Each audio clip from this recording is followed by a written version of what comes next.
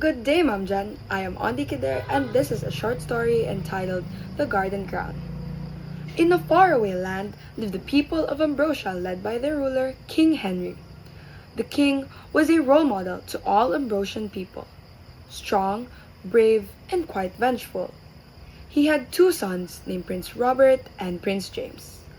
Like the king, Prince Robert was charming yet ruthless. Well, as for Prince James, he was just the opposite except for one bit. James was witty and compassionate, but like his brother and father, monstrous when mad. One day in this busy kingdom, King Henry fell ill that not even the best doctors can diagnose his condition. With this, the king was left to wait for his time. As the news of the king's health deteriorating spread like wildfire around the kingdom, the Ambrosians had one question in mind. Who shall succeed their dying king? The next day, it was with great confidence that the king had called for his sons. And that is why I chose. The king was cut off. The royal butler had knocked on the door to discuss royal affairs. The two princes who stormed out the room were furious as to the cliffhanger. In the meantime, they challenged each other that whoever can reach the peak of Mount Vesuvius by daylight shall be declared heir to the throne. Behind the massive castle was the green garden where Joe, the royal gardener, who treated the garden like his home, humble and wise, is sweeping leaves and accidentally eavesdropping. While doing his job, Joe hears the loud and disturbing exchange between brothers, right from where above he stood. "Watch out, it's not going to be easy," said Robert with a sinister grin on his face. James, who appears to be unbothered, rolled his eyes to such a pathetic threat. Yet from there on, the race to the peak of Mount Vesuvius was on. While all this commotion was happening, Joe planned on reporting to the king about what he had just heard, fearing for the Ambrosian people's faith. The brothers, Prince Robert and James, committed to the challenge. Onlookers, shouting and exclaiming wildly, motivated the two princes. Well, Prince James was way ahead of Robert. From where he was, James shouted back at Robert, "You'll never make it!"